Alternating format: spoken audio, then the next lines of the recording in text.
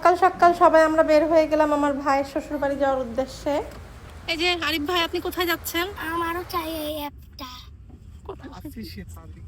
শেফালি না, শীতালি। এই জরিনা সুন্দরী, কোথায় যাচ্ছ? বাপের বাড়ি। বাপের বাড়ি। আলোচনা, কোথায় যাচ্ছ?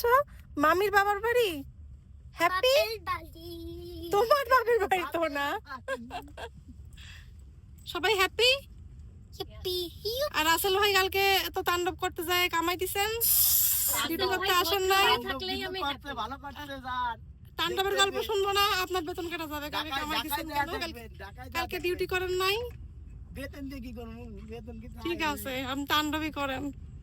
তারপরেই তো পথে তো আমরা কুলফি মালাই পেয়ে আবার কুলফি খেতে নেমে গেলাম, কারণ আমাদের অনেক ফেভারিট কুষ্টিয়ার কুলফি। তো এই যে আমরা গাড়ির মধ্যে বসে কুলফি টুলফি খেয়ে তারপরে ধীরে সুস্থে আবার রওনা দিলাম। তো আমাদের পৌঁছাতে প্রায় দুপুরের খাওয়ার টাইম হয়ে গিয়েছিল। আন্টি এই জন্য আসার সঙ্গে সঙ্গে আমাদের খাবার লাগিয়ে দিল টেবিলে। এই জন্য একটু ভিডিও করে নিলাম। আন্টি অনেক কিছু রান্না করেছিল, দেখতেই পাচ্ছেন সবাই।